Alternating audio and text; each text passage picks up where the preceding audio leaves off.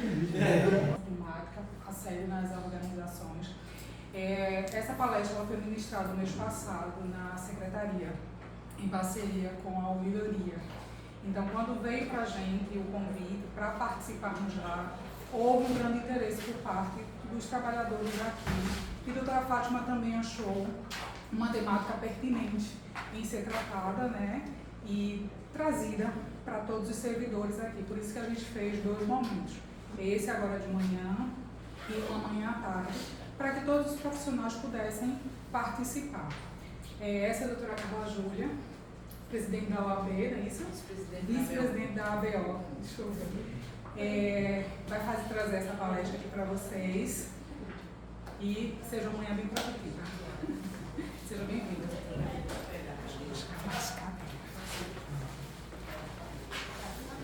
Bom dia a todos. Bom dia. Agradecemos o convite da Secretaria de Saúde para ministrarmos essa palestra. Nós somos vice-presidente da ABO Nacional, né? E trouxemos o convênio para o governo do Estado de Pernambuco para capacitar toda a rede de ouvidorias do Poder Executivo Estadual no curso sobre prevenção e combate aos assédios. Então, nós capacitamos a rede de ouvidorias, eram 62 ouvidorias públicas, e aí nós formulamos um novo plano de trabalho nesse termo de cooperação com a Controladoria Geral do Estado, para também levarmos as palestras para os órgãos do Poder Executivo Estadual. Então, a perspectiva é o trabalho de prevenção e combate aos assédios. O governo do Estado de Pernambuco assumiu um compromisso com a Associação Brasileira de Ouvidores, assinou o termo de compromisso no sentido da prevenção e combate aos assédios. Então, isso transforma o Estado de Pernambuco em case nacional. Então, toda a máquina pública hoje está comprometida na prevenção e combate aos assédios no mundo do trabalho, certo? Todos nós fazemos parte do serviço público, somos o capital intelectual do Estado. Quando nós dizemos que somos o capital intelectual do Estado, nós estamos afirmando o nível de competência e compromisso do servidor público com o serviço público, capital intelectual do Estado. Então, nós merecemos fazer parte de um clima organizacional saudável. Ninguém merece trabalhar num cenário competitivo, um cenário onde existam comparações e condutas abusivas degradantes entre os profissionais. Então, o objetivo dessa palestra é exatamente nós abordarmos como não ocorrer esse clima organizacional negativo.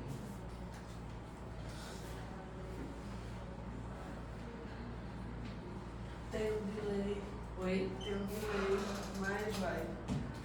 Então, deixa eu voltar.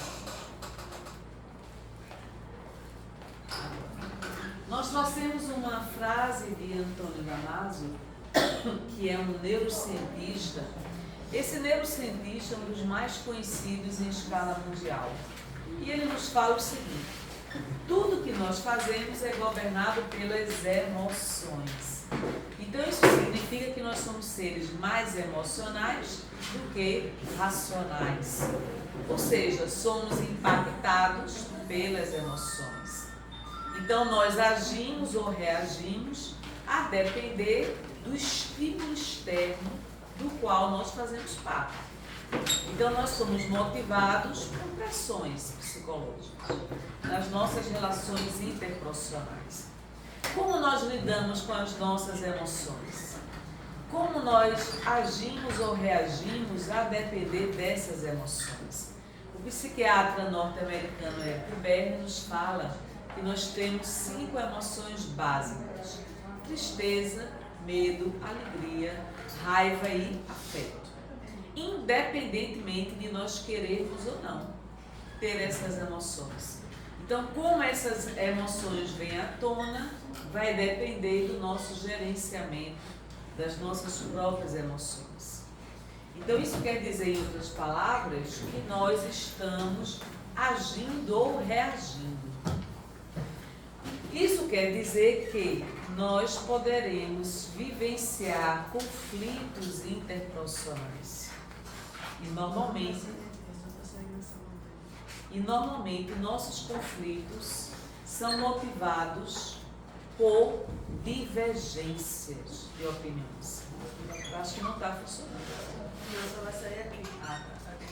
Essas divergências decorrem exatamente da diferença de opinião de vista, de ponto de vista. Da divergência se transforma em desavença. Existe um tipo de comportamento estudado pela ciência que se chama efeito Dunning-Kruger. O efeito Dunning-Kruger foi um comportamento estudado por dois cientistas, Dunning e Kruger, onde eles estudaram uma coisa muito atípica no relacionamento humano. Quanto mais incompetente é uma pessoa, mais ela tende a se achar competente. Conhece alguém assim? Que se acha, independentemente de ser? Então isso é tipo uma distorção cognitiva. Você distorce exatamente a estatura intelectual que você possui. Então muitas vezes você não tem competência, mas se considera extremamente competente. Uma pessoa que tem esse tipo de distorção cognitiva é aquela criatura que está sempre se comparando às demais. É aquela criatura que quer predominar sobre o meio ambiente, sobre as relações profissionais. Então, o efeito Dunning-Kruger nos leva a um autoritarismo nas nossas relações. Aqui predomina o que eu acho, o que eu penso. Então, normalmente, uma pessoa que se enquadra nesse efeito, ela não admite ser contestada, nem ser questionada nos seus pontos de vista. Então, o que ela acha, o que ela pensa é o centro das atenções. Então, ela tem um nível de insuportabilidade a ser questionada sobre qualquer aspecto da sua conduta na vida profissional. Essa distorção cognitiva nos leva a um nível de autoritarismo, a um nível de centralização. Então, não existe equipe, existe eu-equipe. Aqui eu mando, obedece quem tem juízo. Já ouviram falar dessa frase? Aqui eu mando, obedece quem tem juízo. Então o efeito Dunning-Kruger exatamente engloba esse tipo de posicionamento de comportamento. E cá entre nós, o nosso Estado não precisa de gestores que se enquadram nessa característica. Porque, a priori, o líder, ele tem a liderança nata. Ora, você não constrói uma liderança por decreto. Você pode ser nomeado para ocupar cargos comissionados ou funções gratificadas e não exercer a verdadeira liderança, porque você não tem o perfil, você não tem as características de um verdadeiro líder. Na liderança nata, genuína, é aquela liderança que você forma novos líderes. Você não teme a formação de novos líderes, o surgimento de outras lideranças, porque você não receia nenhum tipo de relacionamento de competição. Então, sua régua interna é uma régua bastante resiliente. É aquela pessoa de fácil convivência, de fácil relacionamento. E ela não tem a presunção de ser a detentora de todo o conhecimento. Porque ela sabe que o que ela sabe, nada se compara ao que ela desconhece. É uma gota no oceano. Então ela está em contínuo aprendizado. E aí tem uma nomenclatura chamada Learnability, que é uma nomenclatura que diz referência ao processo do aprendizado contínuo. Você está aprendendo continuamente. Então você não tem a última palavra da ciência, até porque a ciência está em constante transformação. Veja, a visão de mundo que eu tenho reflete exatamente o conjunto de ideias, de pensamentos e valores que eu internalizei na vida. Então, minha visão de mundo pode estar restrita a esse quadrado. Pode ser uma visão extremamente limitada, em decorrência do meu conhecimento, que é minúsculo, restrito. Então eu não me atualizo, eu não tenho uma mente flexível para o aprendizado, eu não sou aquela pessoa com abertura mental para o novo, para o conhecimento que se atualiza permanentemente. Então minha mente está fixada no conhecimento que eu adquiri há 20, 30 anos atrás.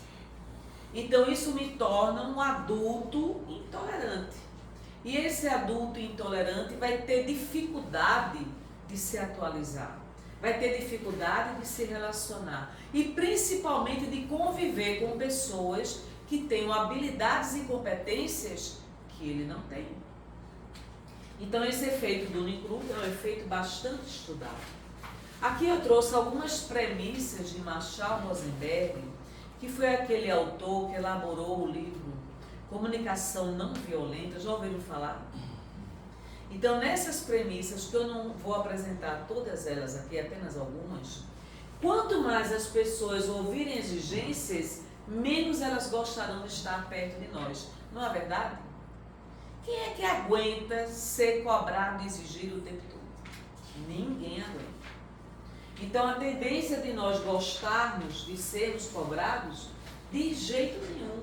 Então, quanto maior a exigência, menos eu gostaria de estar perto daquele que me cobra, que me exige. E a questão não é só você ser exigido, a questão é como essa exigência é feita. A diferença é essa. Então, eu posso cobrar resultados de um funcionário, mas cobrar com ética, com educação, com maleabilidade, com cuidado na forma como eu cobro. Tudo depende da forma como se expressa. Classificar e julgar as pessoas estimula a violência. Nós estamos habituados a sermos julgados e a julgarmos. Nós julgamos as pessoas por tudo, pela aparência, pela forma como se vestem, a forma como falam, não é? O que não fazem, o que não falam. Então eu sou julgada pelo que eu digo e pelo que eu não digo. Sou julgada pelo que eu faço e pelo que eu não faço. Ou seja, o julgamento existe o tempo todo. Isso foi um aprendizado que nós internalizamos ao longo da vida. Então, nessa questão do julgamento, existe violência. Eu posso ser instrumento da violência no silêncio. Vocês sabiam disso? Eu estou aqui, calada, sem emitir uma palavra, mas o meu olhar é pior do que uma navalha. Por quê? Porque existe uma linguagem que vai além da linguagem verbal, que é quando o corpo fala. Essa linguagem da entonação da voz, a linguagem da gesticulação. Então, numa comunicação emocional, 7% diz respeito às palavras. 38% diz respeito à entonação da voz. E 55% diz respeito à forma como eu gesticulo. Então veja que as palavras é um percentual mínimo, não é? Então não é simplesmente o que eu digo, mas principalmente como eu digo, como eu expresso o que eu estou pensando.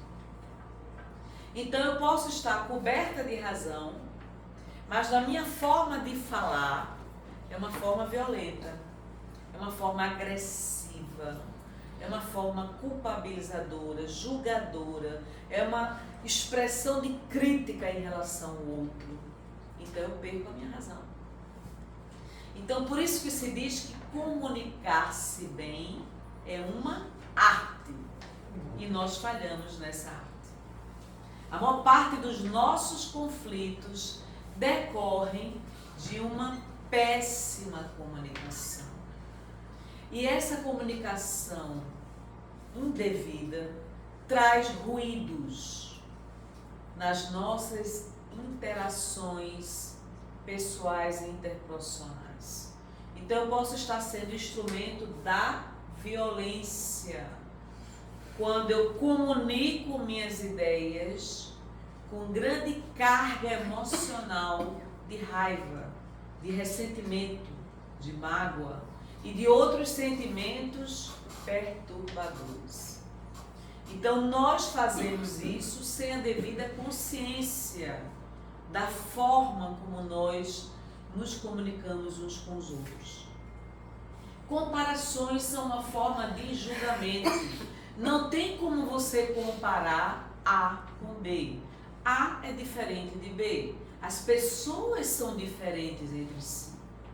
Mas eu insisto em compará-las umas às outras. E quando eu comparo, normalmente eu estou nivelando as pessoas. Não considero as diferenças individuais que existem entre elas. Então, quando eu comunico os meus desejos em forma de exigência, eu bloqueio a comunicação. Porque desejos, necessidades e expectativas são naturais no ser humano.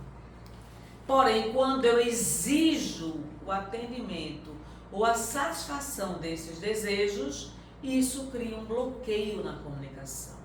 Eu não estou apenas expressando a minha necessidade, eu estou exigindo o atendimento dessa necessidade. Então vejam o quanto que é sutil o processo de comunicação que nós vivenciamos no dia a dia. E nós levamos isso para a vida, não é só para o ambiente de trabalho, certo? Quanto mais escutarmos os outros, mais eles nos escutarão. Entre ouvir e escutar existe uma grande diferença. Eu estou ouvindo o barulho da sala, mas eu não estou escutando o que cada um fala. Porque para o processo de escuta ativa, é preciso estar olhando para uma pessoa. Eu estou prestando atenção a ela.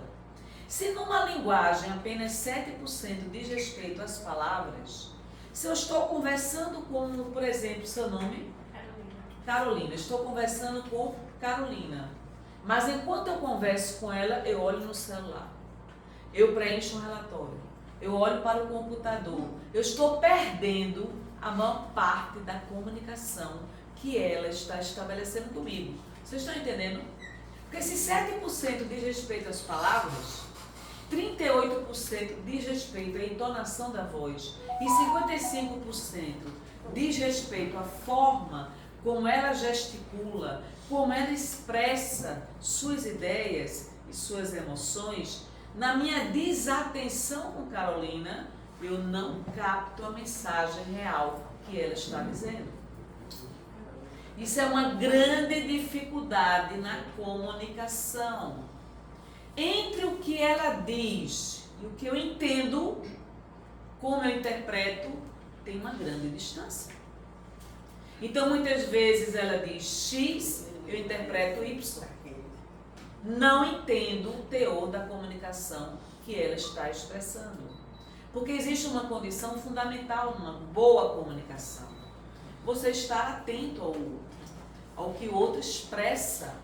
Minha desatenção vai fazer com que essa comunicação perca o real sentido dela. E isso a gente leva para a vida.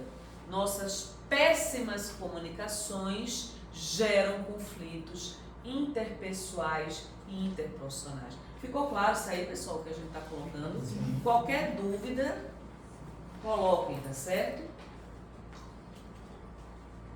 Às vezes não passa não aqui, viu? Dá um delayzinho. É, né? Se você puder passar a próxima aí. Eu trouxe aqui um conceito do autor Chiavenato, lá em 2004, que ele fala que o conflito é muito mais do que um simples acordo ou divergência.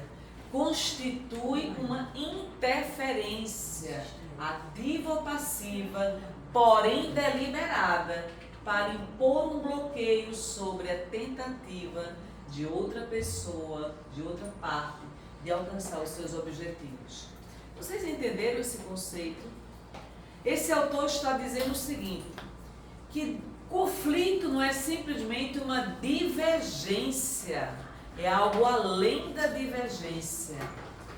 É uma interferência ativa ou passiva. porém deliberada para impor um bloqueio sobre a tentativa da outra pessoa de concretizar seus objetivos.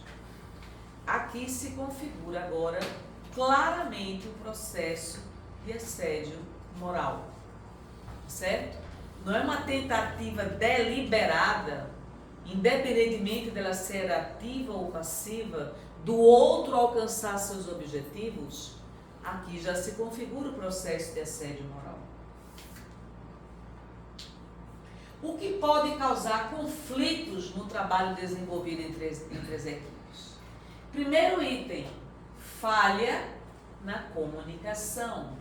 Essa comunicação que não é clara, que não é objetiva, não é direta, dá imagem à dubidade, há várias interpretações. Você não foi claro, não foi direto, não foi objetivo. Então você dá margem ao outro fazer N interpretações da tua fala. Então isso já enseja conflitos nas equipes. Segundo item, autoritarismo. Nessa conduta autoritária eu quero impor a minha opinião. Eu sou arrogante. Eu não escuto a opinião dos outros. Eu não considero a opinião dos outros. Eu me resumo à minha própria opinião. Então essa atitude também gera conflito. Intolerância. Opiniões divergentes das suas, você não tem tolerância nenhuma. Posicionamento técnico, parecer técnico do outro, que diverge do teu parecer, você não aceita. Então, um parecer técnico tem que se fundamentar num conhecimento científico. Você não é um técnico especializado? Você não emite um parecer técnico? Então, o parecer técnico não pode ser subjetivo. O parecer técnico subjetivo é aquele que se fundamenta no que você pensa, no que você acha. O teu parecer tem que ter uma base teórica. E a base teórica é um conceito teórico que você fundamenta o teu parecer profissional, tá certo? Então, diz respeito às diferenças de opiniões raciais, religiosas. Cada pessoa é única. Eu não tenho que desrespeitar o outro por não ser da mesma religião que eu tenho. Eu não tenho que desrespeitar o outro porque ele é homossexual, transexual e por aí vai. Eu não tenho que desrespeitar o outro porque ele é de uma raça diferente da minha. A premissa básica de um comportamento ético numa organização é o respeito. No desrespeito, eu estou ferindo o código ético, o comportamento ético que é aceitável numa organização. Tem coisa pior do que você fomentar o raio corredor? Você destruir a imagem do profissional na surdina? Sem respeitá-lo? Se você quiser chamar a atenção de um profissional, chame em particular. Não exponha ele publicamente. Não faça isso. Então, quando eu desrespeito as diferenças, eu não considero a individualidade de cada profissional, eu estou afrontando o código de ética. Então, nós temos o direito de cobrar resultados, de cobrar atingimento de metas. O problema não é você cobrar, é como você cobra esses resultados. Como você exige que o outro atinja esses resultados. Ok? Tudo bem até aí, pessoal? Tá claro? Resistência a tudo e a todos. Tem pessoas que são assim, não são? Vocês conhecem alguém assim? Não adianta fazer nada, não adianta discutir assédio moral aqui na organização. Pra quê? Vou perder meu tempo ali na palestra. Não tem mais nada a aprender na vida. Nós estamos sempre em aprendizado. Então veja que quando eu sou resistente ao processo de mudança, eu sou um ser humano intolerante, inflexível, não tenho resiliência.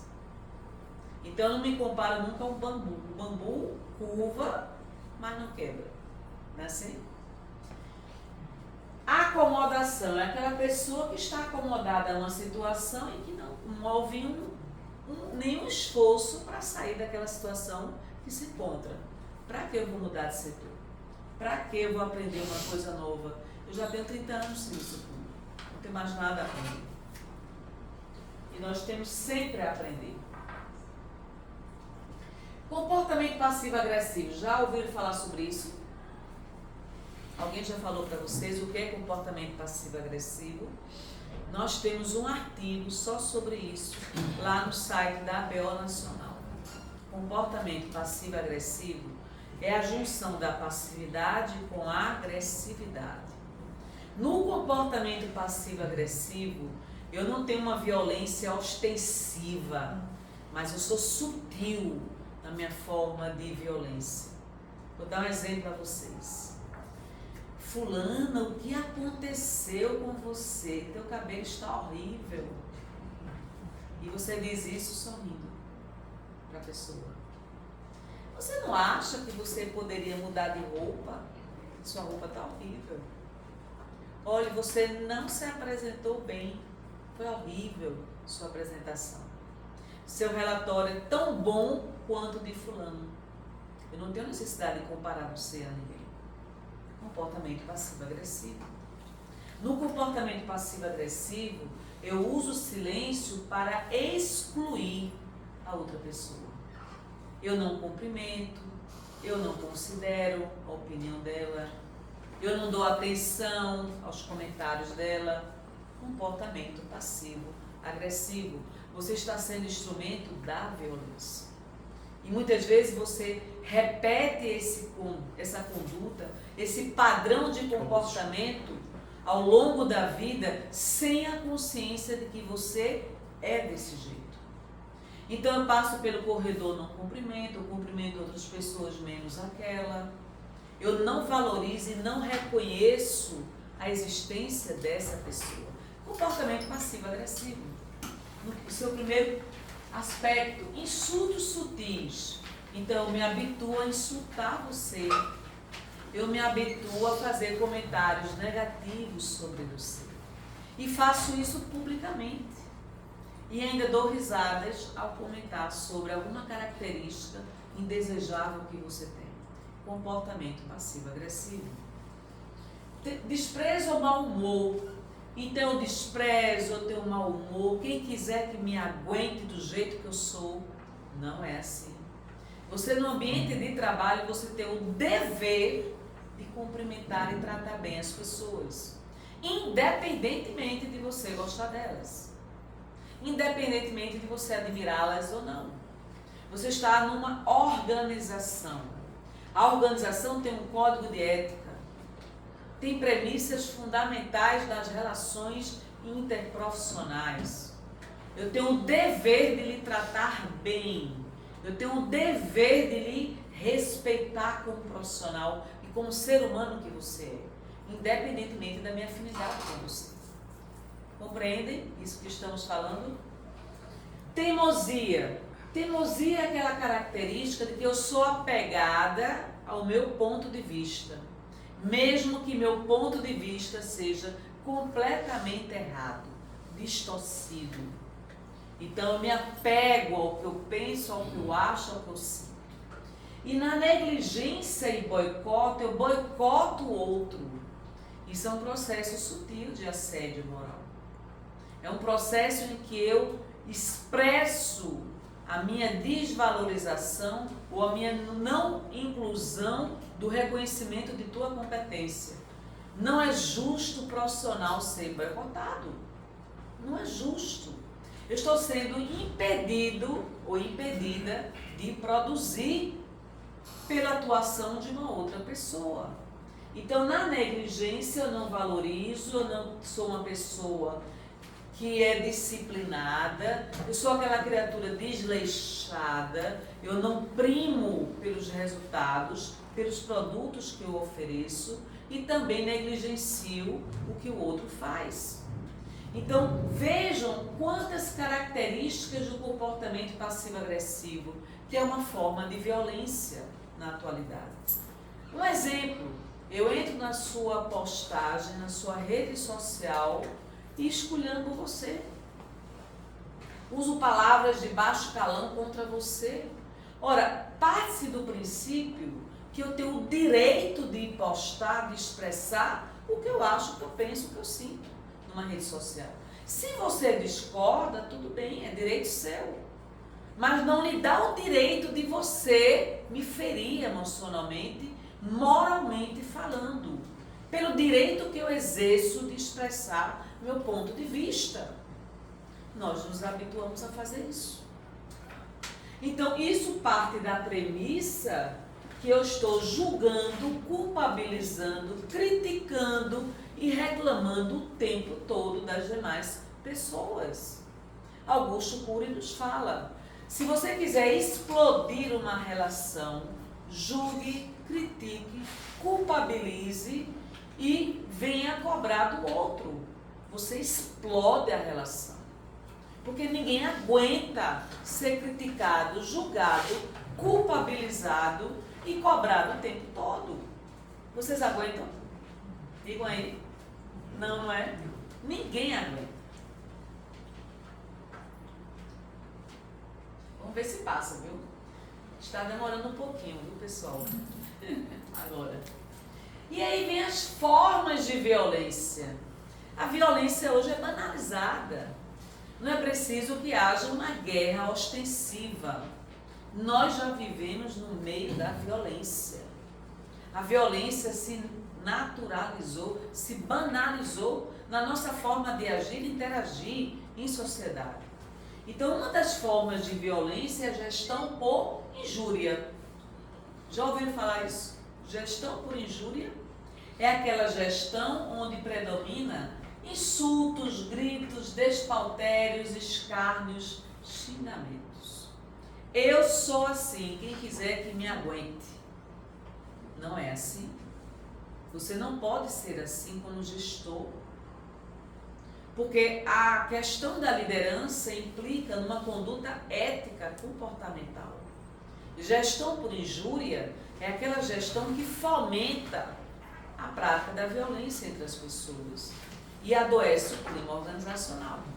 Entenderam? Gestão por manipulação. Isso aqui é muito conhecido, não é? É aquela gestão que você manipula pessoas para o atingimento de determinados resultados, prometendo benesses, favores, benefícios determinados. Então, se você fizer o que eu quero, eu prometo que você vai receber tal função gratificada, que você vai ter oportunidades que os outros não têm. Isso é conhecido como gestão por manipulação. Quem utiliza esses mecanismos de manipulação tem o objetivo de controlar e dominar as pessoas para o atingimento dos seus interesses. Cuidado com a gestão por manipulação, ok? Gestão por pressão. Todo mundo conhece isso aqui, não é? Então, na gestão por pressão, você é pressionado a atingir metas. Normalmente, o comportamento do gestor pode colocar em risco a situação de vulnerabilidade. Certa feita, eu dei uma palestra sobre assédio, eu já dei várias palestras no estado sobre assédio. E aí, nessa organização, a gente falava sobre assédio. No meio da palestra, uma pessoa levantou a mão e disse: doutora, eu estou sendo assediada. A diretoria estava na primeira fila. Já perdoei a minha assediadora, porém, não consigo mais nem escrever meu nome. Tamanha quantidade de medicamentos psiquiátricos que eu estou tomando há 2 anos. Aí outra pessoa levantou a mão. Eu sou a assediadora dela. Porém, assediei ela porque a organização me assediou. Me obrigou a atingir metas.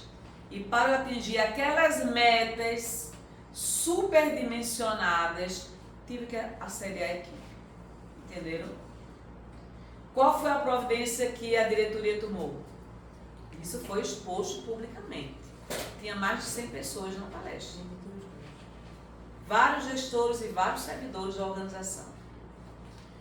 Nos solicitou a capacitação de 100% de todos os gestores daquele órgão na prevenção e combate aos assédios. Fato concreto que eu estou dizendo. E nós capacitamos 100% de todos os gestores. Veja, a diretoria estava sendo exposta ali publicamente. A organização que não combate os assédios transforma o assédio em assédio organizacional. E o que é o assédio organizacional? É quando a gestão toma conhecimento da existência da prática de assédios reiteradamente, sistematicamente na gestão e a organização não intercede. Não combate a prática dos assédios. Aí se transforma assédio organizacional. Entenderam? Então, gestão por pressão, cuidado. O nosso planejamento estratégico ele tem que ser formulado levando-se em consideração a capacidade de produção das equipes. As equipes têm que validar esse planejamento estratégico. Se esse planejamento não é validado pelas equipes, há uma grande probabilidade de gestão por pressão. E aí vocês vão ver o adoecimento na esfera organizacional. Nos últimos anos de trabalho, eu me dediquei à questão do adoecimento emocional do trabalhador. Por quê? Não está indo. Por quê? Porque cada palestra que eu fazia nos órgãos, eu observava, ouvia depoimentos do adoecimento dos funcionários. Então, comecei a trabalhar transtornos de ansiedade. Na gestão por discriminação, nós temos atitudes desrespeitosas, piadas, intolerância às diferenças de gênero, de origem étnico-cultural ou de biotipos. As questões que dizem respeito à homofobia também e as condições de ser mulher. Então vejam que toda essa parte de atitudes comportamentais poderão ter a discriminação. Eu me sinto discriminada quando eu sou rejeitada, quando eu sou traída, quando eu sou julgada, quando eu sou culpabilizada, quando existem preconceitos formulados em relação ao meu desempenho profissional, então eu me sinto discriminada. Isso hoje está sendo muito debatido, né? Gestão por discriminação. Até aí, tudo bem? Agora a gente está entrando no tema de assédio. O Tribunal Superior do Trabalho, TST, registrou em 2022 3.049 processos de assédio sexual. Vamos ver o assédio moral? 52.936 processos. Esses são os processos judicializados. E aqueles que não foram denunciados? Infinitamente superior a esse resultado que nós estamos apresentando em 2022. Pois não? Bom dia. Bom dia. Aqui só me dá um abraço. Eu sou Fátima, gerente. Ah, sim. Outra reunião aí no COSEMPES. Pois não, obrigada. Só aqui para dar um abraço a vocês. E aproveite a sua palestra, que eu tenho certeza que está sendo ótima. Obrigada. Infelizmente eu não vou poder ficar, porque eu estou na reunião do COSEMPES. Tá certo. Muito obrigada, viu?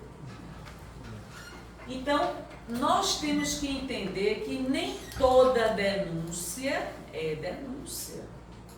Uma denúncia que se fundamenta na subjetividade nunca, jamais será denúncia. O que é denúncia subjetiva? É aquela denúncia que eu formulo fundamentada no que eu sinto, no que eu acho. Denúncia é algo muito mais complexo do que minha opinião, do que eu sinto. Para eu denunciar algum ato ilícito e irregular, eu tenho que ter provas. Se eu não tenho provas, eu não tenho como denunciar.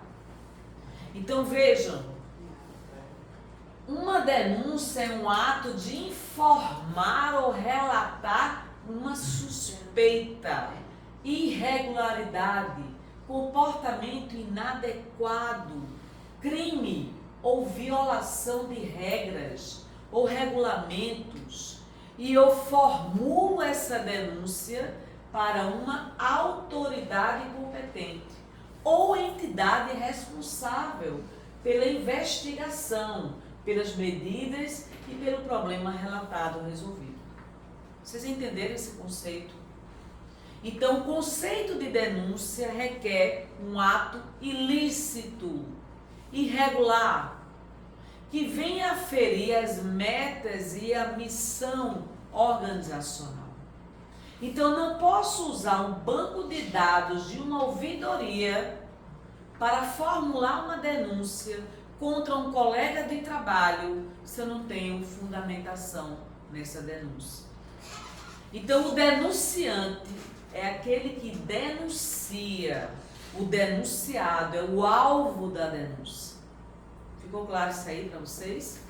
Então, as denúncias podem ser feitas de forma anônima, sigilosa ou identificada. Então, no anonimato, eu não quero que meus dados de identificação apareçam na denúncia.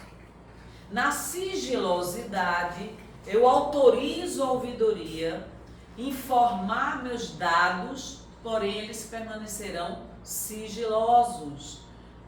As pessoas não terão acesso àqueles dados de identificação, salvo o processo da própria apuração da denúncia.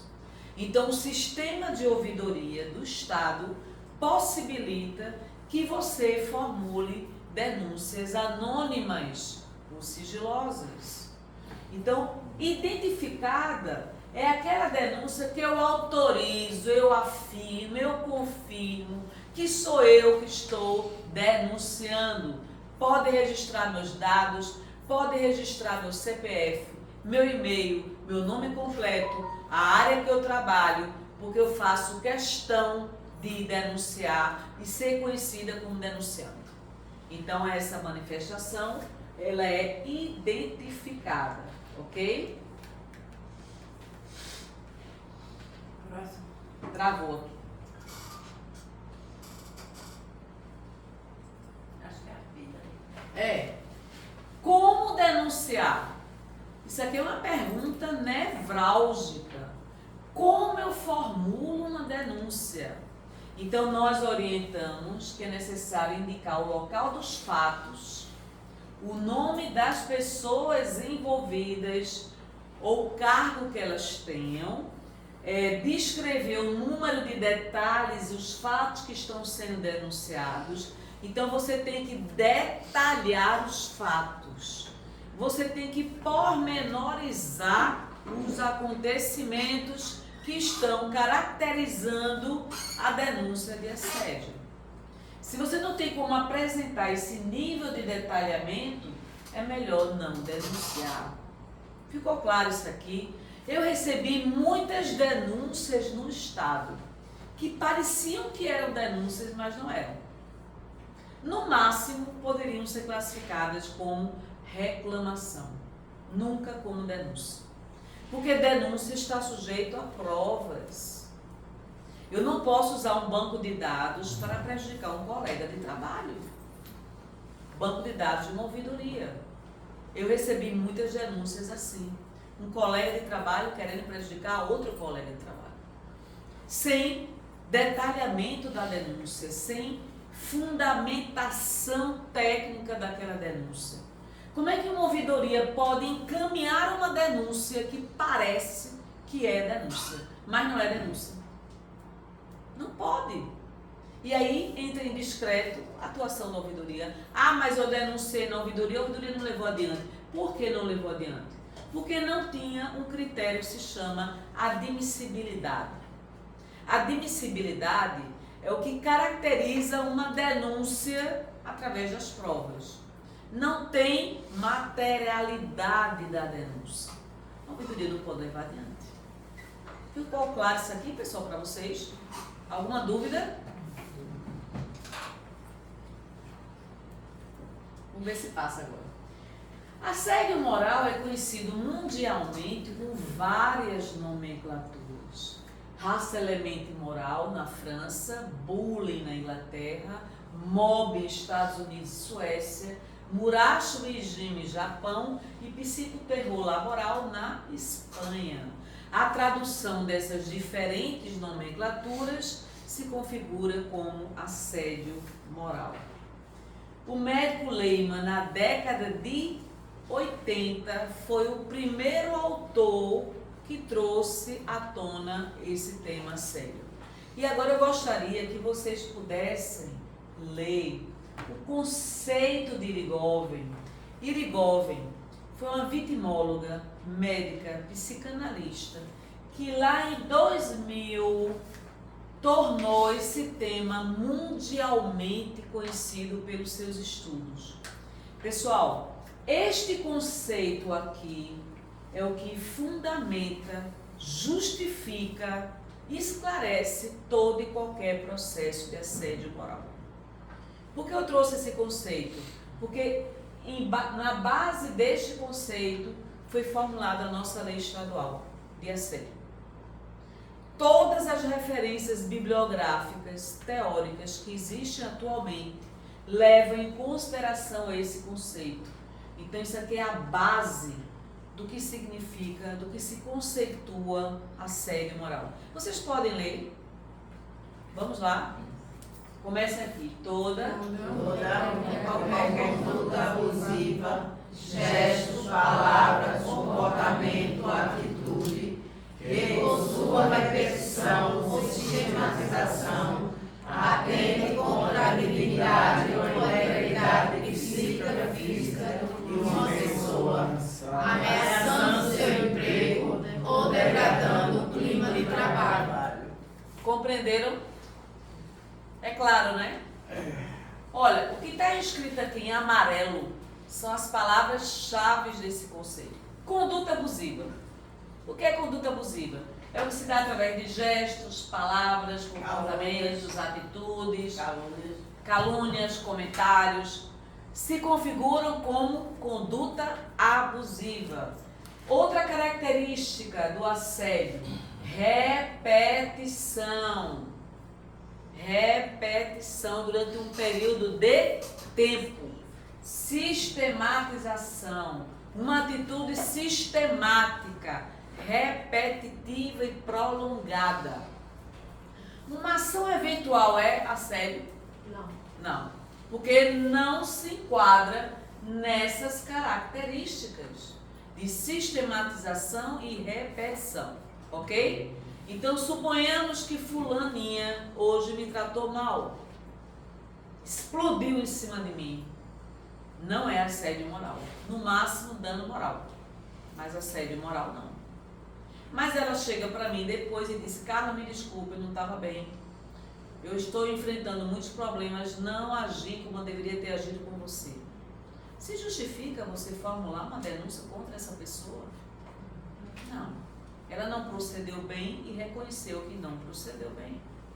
O problema é que nem sempre a gente tem humildade para reconhecer que nós agimos errado. Nem sempre a gente tem essa humildade, certo? Então, na verdade, ninguém merece os nossos piores sentimentos, não é? Nem nós. Então, veja, toda essa conduta abusiva, o que ela acarreta? Atente contra a dignidade ou integridade psíquica e física, não é só psíquica, e degrada o clima de trabalho. Olha as consequências do assédio. Um processo de assédio moral ou sexual que ocorra dentro da organização degrada o clima de trabalho, porque vai haver testemunhas, vai dificultar o clima organizacional, vai gerar um ambiente opressivo, um ambiente adoecido. As pessoas vão comentar, não é? O problema é testemunhar. O problema é esse. Normalmente a vítima de assédio moral ou sexual sofre sozinha, isoladamente. Porque a testemunha vai dizer: não foi comigo, não vou tomar partido, porque eu vou sofrer retaliação. Não é assim que acontece muitas vezes? E aqui, pessoal, não vou ler para vocês esse conceito de assédio moral da OIT, que é a Organização Internacional do Trabalho, mas na Convenção 190 e na Recomendação 206, ele tem um conceito que vai além daquele que nós estudamos de Ligoven. Ele agora defende que quando ocorre uma única vez ou repetidamente, se configura como assédio moral. Então, abrir um precedente. Só que tem um detalhe. Essa Convenção 190 e essa Recomendação 206 ainda não está em vigor no Brasil. Então, não queiram classificar uma atitude única como assédio moral. Nunca será. E não adianta judicializar uma denúncia de assédio moral ocorrendo uma única vez, porque não será compreendida como assédio moral. Em assédio sexual, sim, mas moral, não. Entenderam a diferença? Eu trouxe essa convenção porque isso aqui é uma normativa internacional e a gente não poderia deixar de citar, não é? Quanto à abrangência de assédio, é assédio moral interpessoal, que é entre pessoas, e assédio moral institucional, que ele ocorre na organização. É quando a organização toma conhecimento da prática de assédio, não intervém. É quando a organização superdimensiona metas, e aqui se configura assédio moral organizacional. Quanto ao tipo horizontal, entre trabalhadores do mesmo nível hierárquico, e vertical, ascendente, ocorre de baixo para cima. Exemplo, uma equipe de trabalho está boicotando uma chefia. A chefia foi recém-nomeada. A equipe resiste à chefia. Assédio moral ascendente, de baixo para cima. Descendente, é do gestor em relação ao subordinado. Pessoal, nós já identificamos casos de assédio moral ascendente nessa atual gestão pública. Não estou falando de um órgão, estou falando nesta atual gestão pública. Não brinquem. Imaginem vocês uma gestora sendo boicotada por uma equipe de trabalho. Recém-nomeada, não conhece os fluxos operacionais, os procedimentos de tramitação dentro da organização, depende das informações da equipe para poder dar continuidade à tramitação dos processos, e a equipe boicota a gestão, dando informações erradas. Não é possível. Eu atendi 1h30 uma gestora nesse nível de boicote, de assédio moral, ascendente de baixo para cima. Ninguém merece, tá certo? Do mesmo jeito que nós não desejamos que ninguém nos assedie de cima para baixo, nós também não podemos assediar de baixo para cima. Tem pessoas que acham que o relatório que produzem é delas. Uma vez que eu produzo um relatório gerencial, este relatório não me pertence. Pertence à gestão. Eu elaborei a cartilha de assédio moral do Estado em 2011. Agora é do Estado. Não é minha. Eu fui autora, mas pertence ao Estado. Esse microfone pertence ao Estado. Nada no Estado é meu. Nem o cargo que eu ocupo transitoriamente. Não se aproprie do que é público. Porque o que é público não pode nunca, jamais ser privado. A sala não é sua, a estação de trabalho não é sua, o computador não é seu, o carro não é seu e a função gratificada não é sua.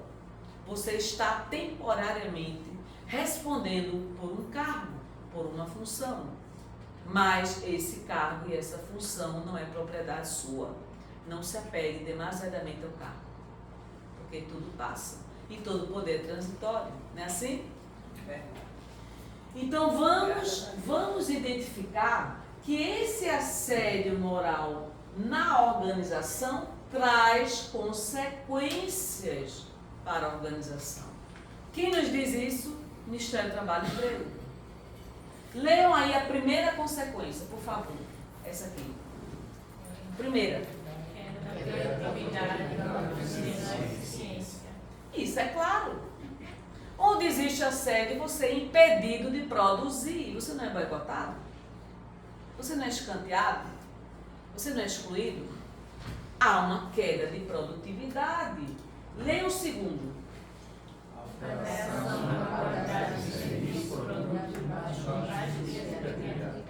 Alteração na qualidade. Se você está sendo impedido de produzir, tem espaço para criatividade? Claro que não. Leia o terceiro.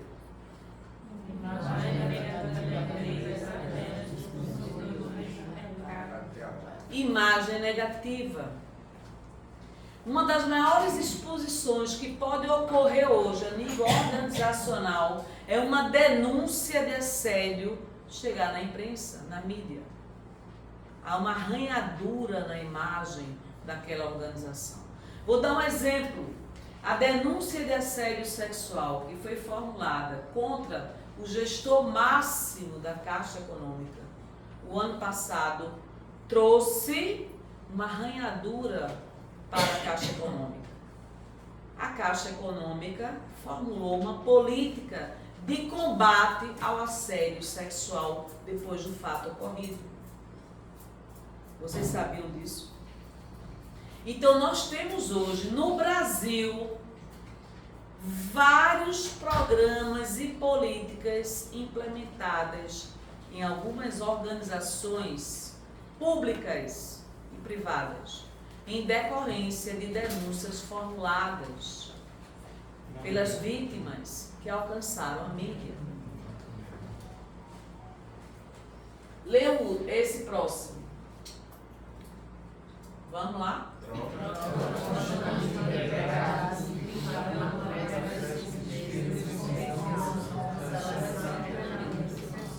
Troca constante de empregados. Por quê? Porque tem um acréscimo de despesas com rescisão, seleção e treinamento pessoal. Outra coisa, não resolve você transferir o assediador de uma área para outra área. Não resolve. Por quê? Porque o quadro de assediador é um quadro do ponto de vista psicológico patológico. Existe um distúrbio comportamental, um padrão comportamental internalizado no psiquismo do assediador. Ele não assedia uma vez, ele vai assediar N vezes para onde ele for. Padrão de comportamento. O que é um padrão? Um padrão de comportamento se instala na mente de um indivíduo pela repetição. Você repete, padrão internalizado. Só que tem um detalhe. O padrão comportamental instalado para você desinstalar, só tratamento terapêutico. Porque isso está internalizado no inconsciente do indivíduo. E o inconsciente atua sobre o consciente mais do que o indivíduo tem a consciência. A interferência. Ninguém se transforma num assediador porque quer ser assediador. No mínimo, ele foi assediado ao longo da vida, com várias experiências traumáticas. E uma forma que ele tem de expressar os traumas, a rejeição, as experiências dolorosas e traumáticas é também repetir a mesma conduta que ele foi vítima. Então, na verdade, o assediador precisa de tratamento. E nós temos que combater a prática de assédio. Porque a prática de assédio sempre deveria ser combatido e excluído do cenário organizacional e não ser fomentado.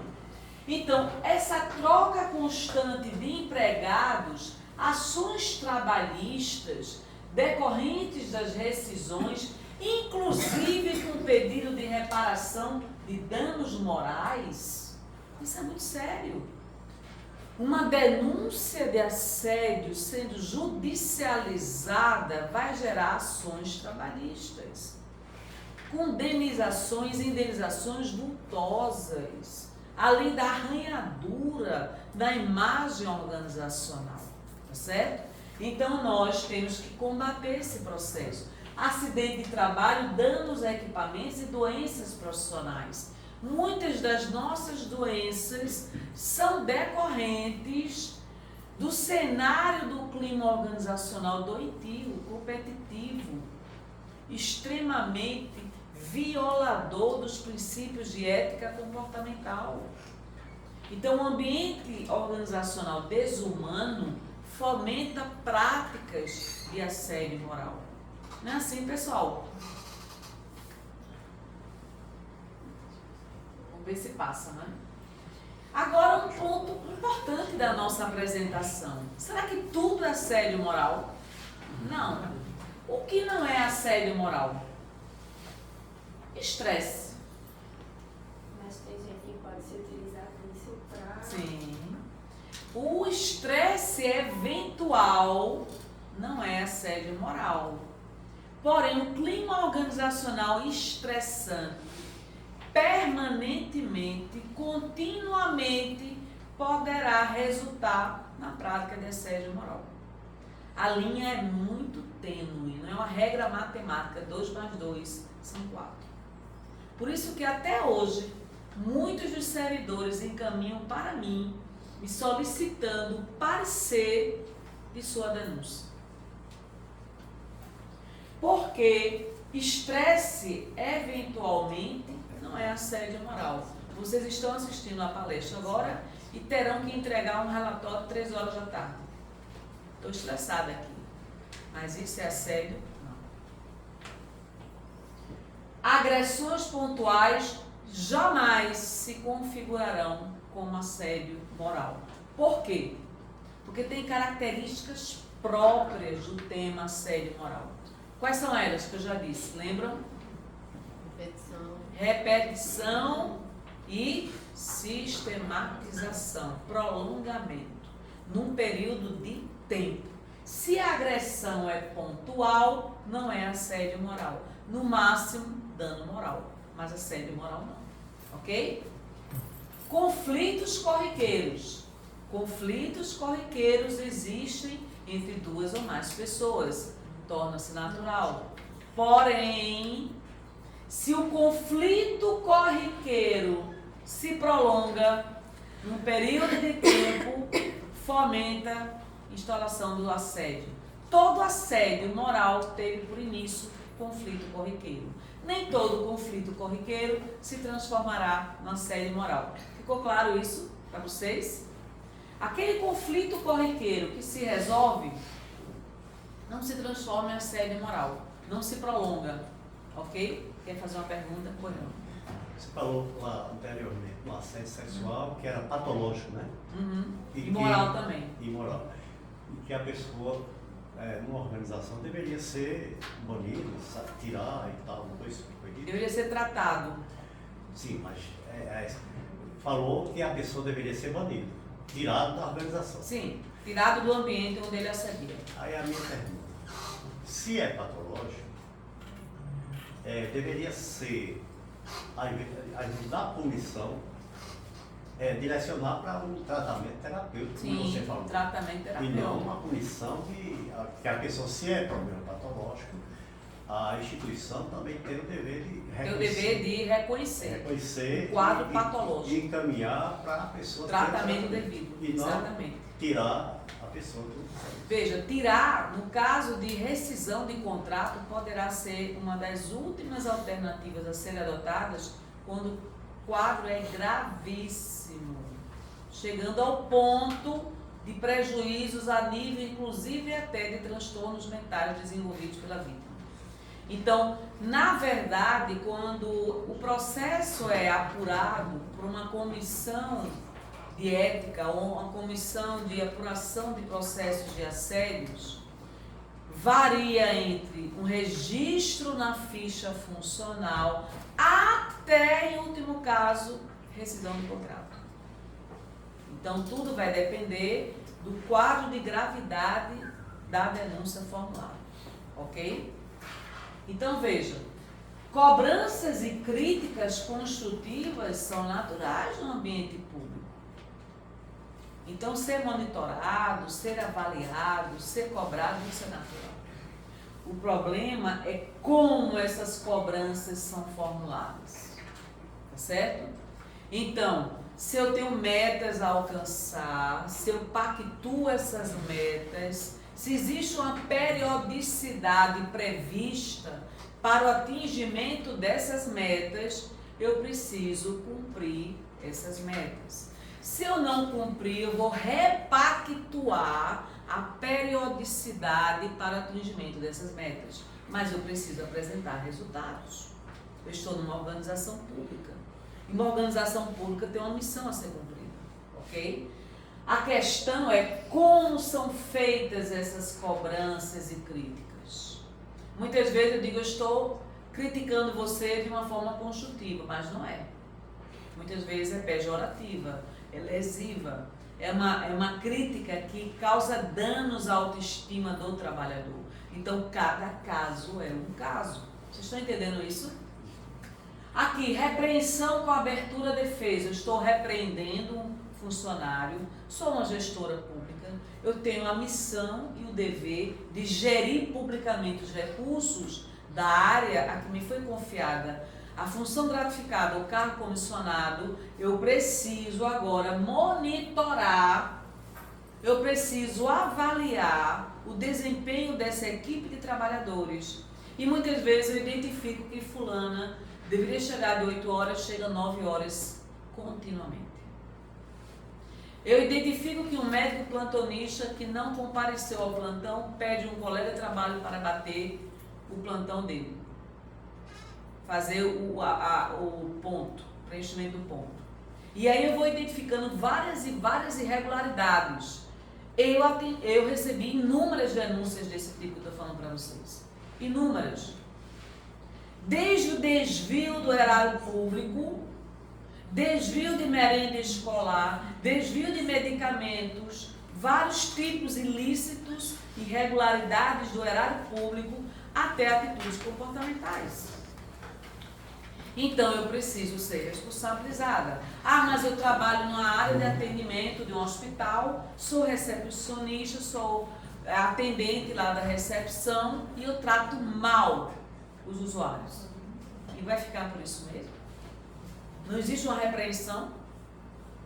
Eu recebi várias denúncias na ouvidoria, encaminho para a área responsável pelo atendimento da recepção e nada é feito para que esse tipo de mau atendimento seja cessado, seja coibido. É necessário monitoramento e avaliação. Agora, tem funcionários no Estado que não gostam de ser monitorados nem avaliados, coisa nenhuma. Que a organização se adeque a mim e não eu à organização. Não é assim também. Ora, entre o discurso de ser comprometida e ser comprometida realmente, tem uma distância muito grande. Então, eu tive uma funcionária que tinha só o discurso de comprometimento e se dizia excelente profissional, mas ela tinha que comparecer de 8 às 14 horas na ouvidoria geral do Estado, dar o seu horário de expediente. Ela chegava de 9, fazia um city tour no gabinete do secretário até 10h30. 10h30, meio-dia, espremia e dava a sua cota de trabalho. Meio-dia ia para o Paço Alfândega, fazer outro city tour naquele shopping. O profissional desse é comprometido? Não é possível.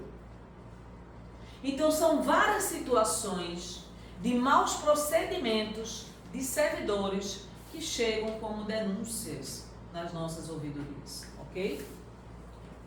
Transferência justificada. Então, eu, como gestora, vou transferir fulana de uma área para outra por necessidade da organização. Converso com ela, esclareço a ela o porquê da transferência, se ela concorda com a transferência. Veja, isso é um comportamento ético. Agora, eu como gestora chego, mando um e-mail, mando uma carta comunicando sua transferência sem sua anuência, sem você ter sido ouvida, sem eu ter explicado o porquê da transferência. Tudo é o como nós fazemos. Cada caso é um caso. Eu prometo transferir um funcionário do interior para a capital com todas as condições de trabalho. Ele é transferido do interior para a capital. Quando ele chega na organização na capital, coloco ele atrás de uma estação de trabalho, sem computador, sem internet, sem ar-condicionado, sem telefone. Assédio moral organizacional. Embora eu justifique que essa transferência era necessária, a questão é como eu fiz a transferência. Como ocorreu a transferência. Isso é um caso que eu estou citando a vocês, que eu recebi, dentre vários outros casos de assédio moral no Estado. Ok? Pessoal, todos os casos de assédio morais do Estado eu acompanhei. Então, eu tenho como falar para vocês, não é? Isso aqui é fundamental. Vai muito em resposta ao que o senhor comentava, tá certo? Traços e comportamentos associados a assediadores. Ora, se o assediador é um quadro patológico que tem distorções comportamentais, ele tem algumas características que identificam o processo do assédio moral ou sexual. O primeiro deles, poder e controle. Então, uma pessoa que é assediadora, ela tem necessidade, ela tem o desejo de exercer poder e controle sobre as demais pessoas. Outra característica de assediador, rejeição ou ressentimento.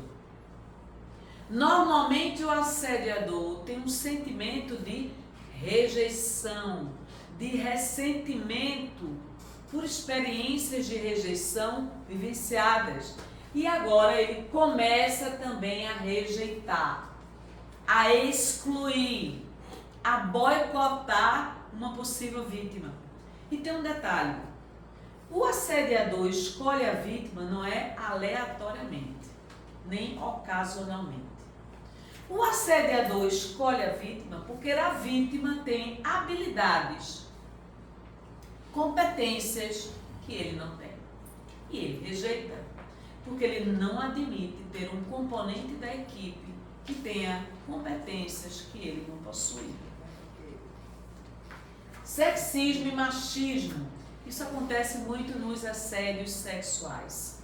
Então, esse assediador, ele tem agressões com base em atitudes sexistas e de superioridade masculina em relação às mulheres. Raiva e frustração são outras duas características de um comportamento assediador.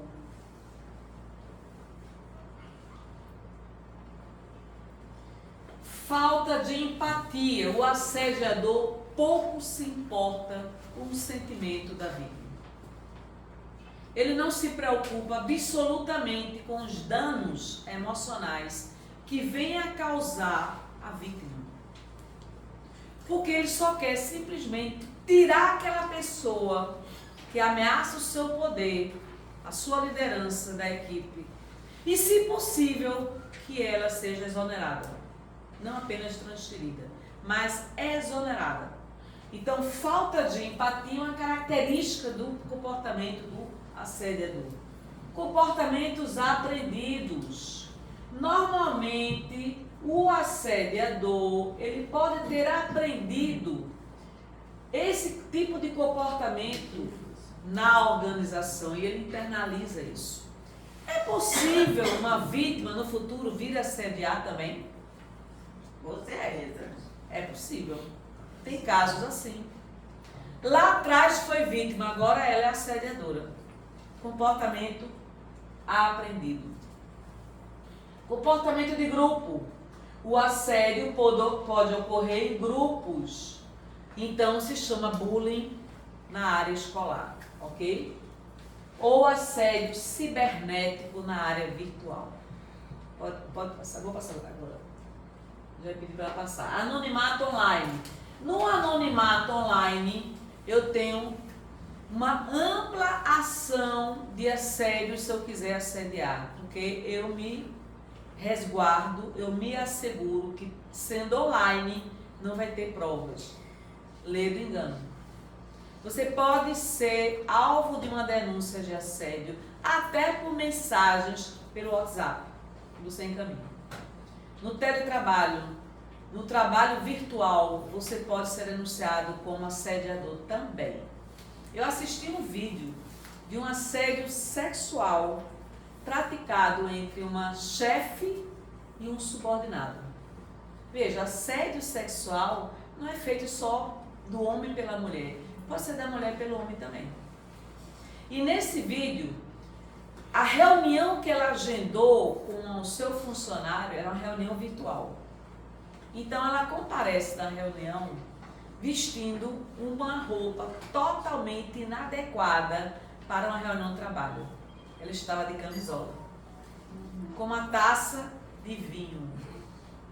E aí ela começa a insinuar todo o envolvimento sexual com aquele funcionário, constrangendo-o completamente. E por último, a última cartada que ela deu é: compareça aqui à minha casa, porque eu preciso conversar com você presencialmente. Depois de todas as tentativas que ela realizou, que não foram bem sucedidas. E ele disse: eu não posso comparecer à sua casa, segunda-feira a gente se encontra no trabalho. Ele estava rejeitando aquele assédio sexual. E a resposta que ela deu foi: segunda-feira compareça para ser exonerado da função. Então, é uma nítida expressão de assédio sexual de uma mulher para um homem. Narcisismo. Geralmente o assediador ele é narcisista, só interessa ele, o resultado é a equipe, não existe equipe. Eu não convivo com pessoas tão ou mais inteligentes ou competentes do que eu. Ele tem essa característica também. E comportamentos manipulativos. O assediador é altamente manipulador. Outra coisa, ele estuda sua personalidade para saber como lhe atingir de uma forma mais progressiva e intensificada. O assédio, quando se instala, começa sutilmente e vai se agravando ao longo do tempo. Por isso que se diz que quanto mais prolongado o assédio, maiores sequelas emocionais acarreta a vítima. Então, possivelmente, uma vítima que sofre um assédio moral prolongado poderá desenvolver mais de um transtorno mental, que a gente vai apresentar logo a seguir para vocês, ok? Comportamentos invasivos. Assediadores invadem o espaço pessoal das vítimas, fisicamente ou através de comunicações não desejadas. Então, aquele assediador manda mensagem final de semana, fora do horário do expediente, de madrugada, feriado, para ele não tem limite, para ele importunar a vítima. Problemas de saúde mental. Geralmente o assediador se enquadra em problemas de saúde mental. Veja, uma das coisas mais difíceis é você alterar uma personalidade, características de personalidade do indivíduo. Porque a personalidade, você levou anos para estruturá-la. Uma vez estruturada a personalidade do indivíduo, para você alterar uma característica da personalidade, só tratamento terapêutico. Por isso que se diz, não adianta transferir um assediador de uma área para outra, porque ele vai permanecer com a mesma personalidade. Assédio sexual, a OIT também nos fala. Isso aqui é muito importante vocês entenderem o conceito de assédio sexual. Vocês podem ler? Leiam, por favor. Atos, insinuações, lábios físicos forçados, convites impertinentes, ou uma posição para manter o emprego, influir nas promoções da carreira do assediado, ameaçar e fazer com que as vítimas conceito é um conceito oficial da OIT, Organização Internacional do Trabalho. No Brasil, assédio sexual é crime, definido no artigo 206A do Código Penal. Pena, detenção de 1 a 2 anos.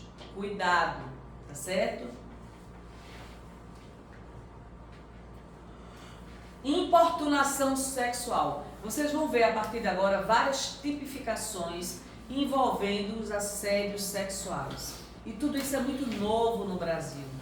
Então, importunação sexual, a Lei 13.618 de 2018, artigo 215A, praticar contra alguém sem a sua anuência, ato libidinoso com o objetivo de satisfazer a própria lascívia ou a de terceiro, pena, reclusão de 1 a 5 anos. Estão vendo? Sério. Importunação sexual. Assédio sexual por chantagem, outra tipificação na área de assédio sexual, causado por quem se prevaleça de sua condição de superior hierárquico ou de ascendência para constranger ou prometer benefício a alguém com o intuito de obter vantagem sexual. Geralmente, o assédio sexual por chantagem é praticado por superior hierárquico, com o objetivo de obter vantagem sexual. Assédio sexual por intimidação é aquele que cria situação ofensiva à dignidade sexual da vítima. Pode haver ou não hierarquia. Pode ser entre pares de trabalhadores, colegas de trabalho. E aí nós temos a Lei 14.540, agora novíssima, de abril de 2023, que institui um programa de prevenção e combate aos assédios. Então, eu não vou me detalhar nesse programa, mas ele prevê toda uma rede de apoio, ações concretas dentro da organização, certo? Tem diretrizes, tem uma série de ações previstas em todo o programa de assédio. O que eu queria chamar a atenção a vocês, deixa eu adiantar aqui, isso aqui para mim é a parte principal da nossa apresentação, que são as consequências psicológicas da prática do assédio nas vítimas. Então vejam, as consequências nunca são iguais, porque depende do seu nível de vulnerabilidade, de sua trajetória pessoal e profissional, da estrutura emocional que você construiu ao longo da vida. Então tem pessoas que enfrentam um processo de assédio moral com muita clareza, com muita naturalidade. Tem outras pessoas que são sequeladas, que precisam inclusive de tratamento psicológico e ou psiquiátrico. Isso depende da trajetória pessoal e profissional individual de cada um. Então, isso aqui eu trouxe do Senado Federal em relação a assédio sexual, mas tudo isso aqui a gente se estende também para assédio moral, tá certo? Privação da autonomia, desestabilização emocional, sentimento de vergonha. Nesse sentimento de vergonha, eu acumulo o sentimento de culpa. Eu começo a me questionar em que foi que eu errei, como é que eu estou errando, por que nunca eu consigo satisfazer a necessidade do meu chefe, da minha chefe, tá certo? Auto-isolamento, redução da autoestima, diminuição da produtividade, irritabilidade, desânimo, sentimento de impotência, ira, ansiedade. Ansiedade é um transtorno mental. Transtorno de ansiedade generalizada, TAG. Então eu posso acumular o transtorno da ansiedade, TAG, junto com a insônia, que é outro transtorno mental, junto com a depressão, que é outro transtorno mental. Tudo consequência de um processo de assédio moral prolongado ou assédio sexual vivenciado de uma forma muito violenta. Eu queria dizer a vocês que o trauma se instala na nossa mente através de situações muito dolorosas. Nós adultos poderemos ter registrados vários traumas na nossa mente ao longo da vida. Imagine isso, intensificado por um processo de assédio moral. Daqui a pouco a vítima pede licença sem vencimento. Eu atendi gente assim no estado. Afastado do ambiente de trabalho por licença sem vencimento. Foi pegar uma caneta e não escrevia mais nem o nome. Essa pessoa não conseguia mais voltar para o ambiente de trabalho. Teve mais de ano de um processo de assédio moral. Tomava medicamentos psiquiátricos. E ela dizia, eu não consigo mais voltar a trabalhar. Eu estou destruída profissionalmente. Não consigo mais produzir. Ela estava completamente sequelada. Então, o tema de assédio moral ou sexual é um tema tão conflitante, tão doloroso, que muitas vezes a vítima toma medicamentos por anos. Recentemente eu fui dar uma palestra no órgão do Estado. Uma pessoa depois chegou para mim e disse, Carla, sofri assédio sexual há 5 anos atrás. Até hoje tomo medicamentos psiquiátricos. Não consigo nem me lembrar do fato. Então, estou chamando a atenção da responsabilidade que nós temos em falar, em nos comunicar, agir e interagir com as demais pessoas. Palavra tem poder. Eu posso destruir a autoestima do outro. E faço isso planejadamente. Por isso que diz que o processo de assédio é altamente perverso.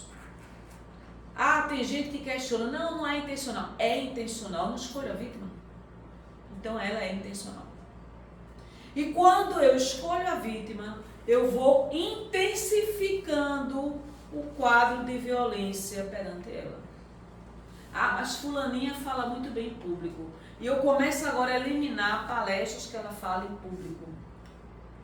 Eu fui proibida de falar 1 ano e meio sobre assédio moral no Estado. Estou querendo dizer a vocês que esse tema não é um tema agradável a nenhum gestor, mas precisa ser abordado.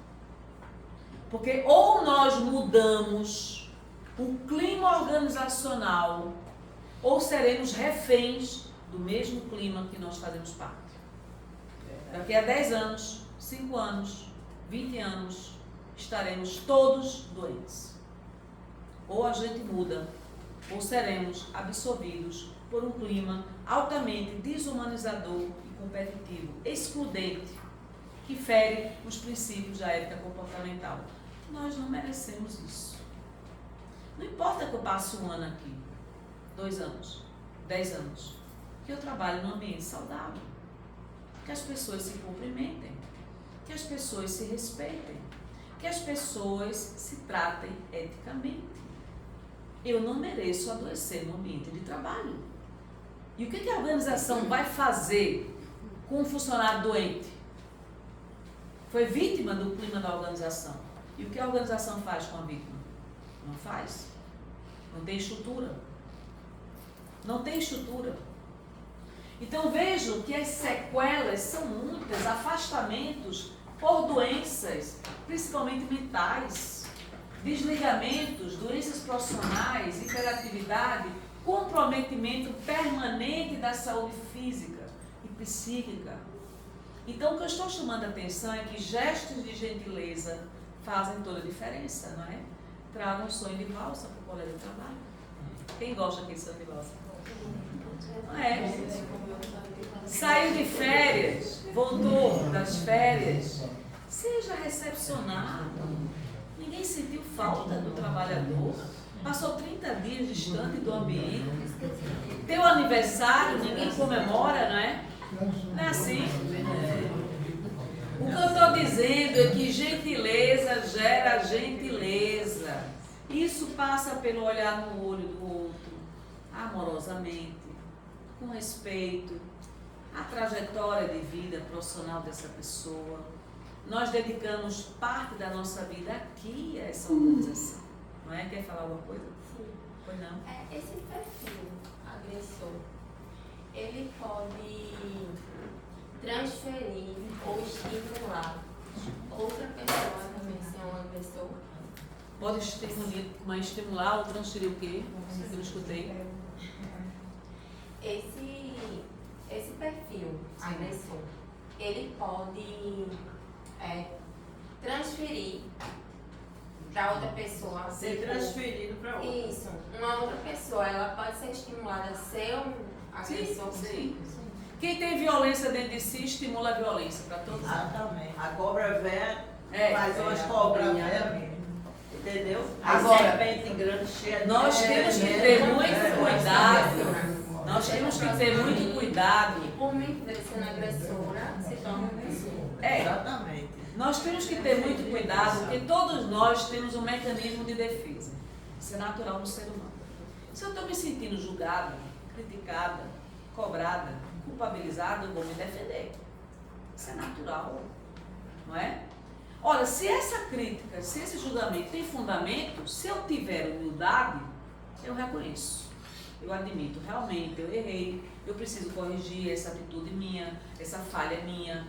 Então isso exige humildade. O problema é que nem sempre nós somos humildes. E o problema é de como o outro também avalia o meu comportamento. Tudo é muito sutil no processo de interprofissionalidade, tá certo? Eu posso estar coberta de razão, mas perco minha razão pela forma como eu falo com o outro. Uma forma violenta, uma forma agressiva, uma forma que denigra a imagem do outro, que culpabiliza, que deixa o outro mais raso do que o chão. Exatamente. Não é assim? Isso Então eu perco minha razão ao me expressar dessa forma. Então nós temos que aprender a nos comunicar. E eu quero dizer a vocês que é possível esse aprendizado. Comunicação não violenta, que é outra palestra que eu dou, outra capacitação, que nos ensina a como nos comunicarmos com os outros. Certo? Agora, isso exige atenção plena, consciência de como você é, como você se comunica. De você reconhecer que precisa modificar. Eu não posso desinstalar um padrão comportamental que eu instalei ao longo da vida sem a consciência da existência dele. Então, se eu não desejo ser alvo de todas essas sequelas e consequências de um processo lesivo de comunicação, eu preciso mudar minha forma de agir e interagir. A partir, inclusive, do próprio olhar. O olhar. Tudo nós extravasamos nossas emoções e sentimentos. Eu preciso combater minha violência interna. Se eu não tenho consciência da existência dessa violência, serei continuamente, permanentemente violento. Então, na minha forma de comunicar, eu expresso uma frase, aí o outro diz, você disse isso. Não, eu não disse isso, eu não quis dizer. Você disse. Uma vez que você diz, para desdizer o que disse, não é possível mais. Porque você já disse. Sua intenção poderia não ter sido aquela, mas você usou as palavras erradas. Então eu preciso aprender a usar palavras com sabedoria. E se minha forma de me comunicar não é uma forma generosa, fraterna, eu serei instrumento de violência. Quer eu tenha conhecimento ou reconhecimento ou não, de que sou desse jeito. Entenderam? Então nós impactamos as pessoas. Como eu falo, o que eu falo, como eu interajo, causa impacto nas pessoas. Às vezes um não bom dia, a falta de um bom dia, impacta o outro negativamente. Eu cumprimento todo mundo, menos ele. Por que eu não cumprimentei ele? Cumprimentei os outros e não ele? Por que eu fiz isso? Uma forma excludente de ser. Então nós não temos consciência de que nós fazemos isso, mas nós fazemos. Contribuição das ouvidorias, ela faz a tabulação das informações, identifica as áreas que estejam merecendo maior atenção e define os eixos prioritários de ação. Grande contribuição das ouvidorias. Utilizem as ouvidorias, inclusive para elogiar. Pessoal, receber elogio é fundamental. Ah, mas eu estou há 10 anos aqui, 20 anos, 30 anos, nunca recebi um elogio por escrito. Não é possível. Nós fazemos isso. Não é? Receber um elogio faz bem para a alma, faz bem para a nossa autoestima. Afinal de contas, parte da nossa vida ocorre aqui dentro. Eu tenho que valorizar esse tempo que estou aqui dentro, não é? Existe um cientista chamado Pouzak. Esse cientista, ele descobriu um hormônio chamado ocitocina. Já ouviram falar? Exato. O hormônio do bem-estar e da felicidade. É. Vamos colocar agora em prática esse hormônio. Levanta aí, por favor. Vamos, todo mundo, levanta. Vocês vão aprender a gerar ocitocina na vida de vocês.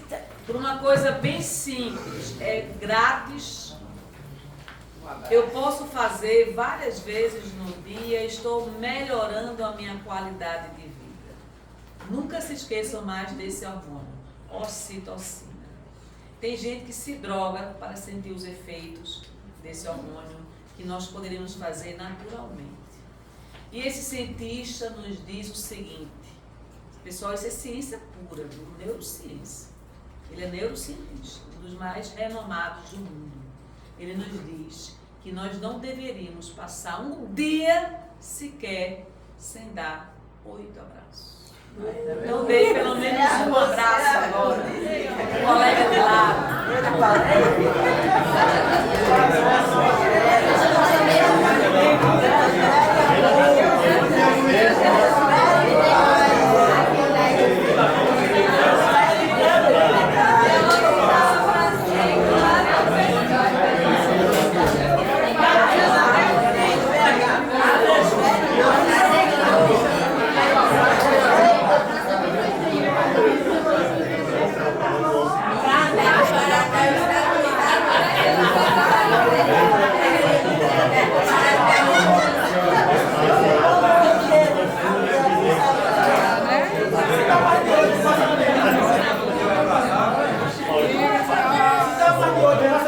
Afetividade cria pontes e o desafeto cria muralhas. É verdade.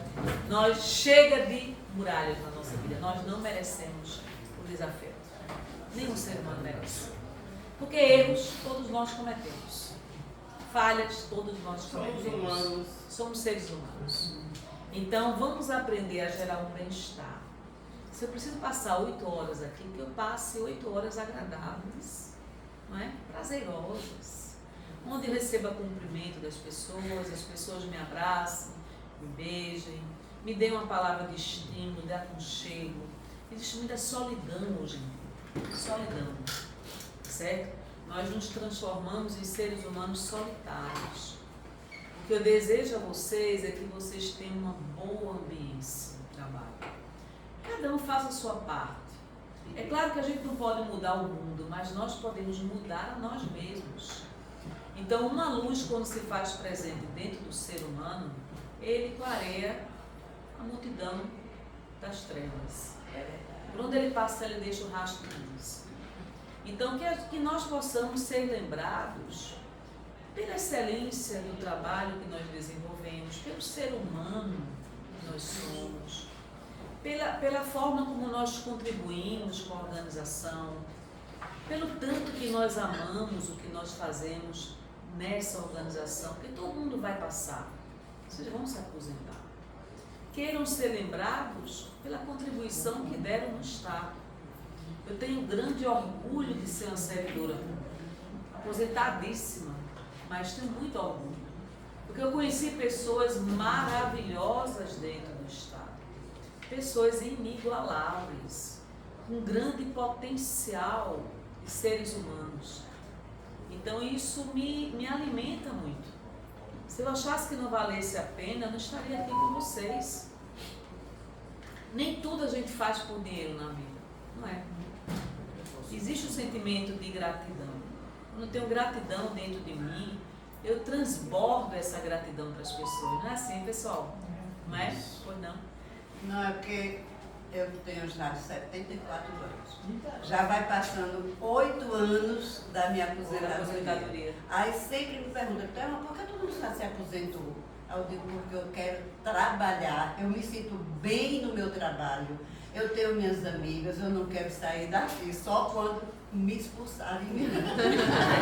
Na expulsória. Pessoal, É eu um ambiente desejo para aqui vocês um excelente ambiente de trabalho, que vocês se ajudem mutuamente, que vocês combatam toda e qualquer atitude que seja contrária ao código de ética de vocês, se é que vocês têm, né? Que vocês façam denúncias quando forem necessárias, legitimem a área de ouvidoria, a área de recursos humanos da organização de vocês, mas que, sobretudo, sejam felizes. Então, deem uma salva de palmas para vocês mesmos.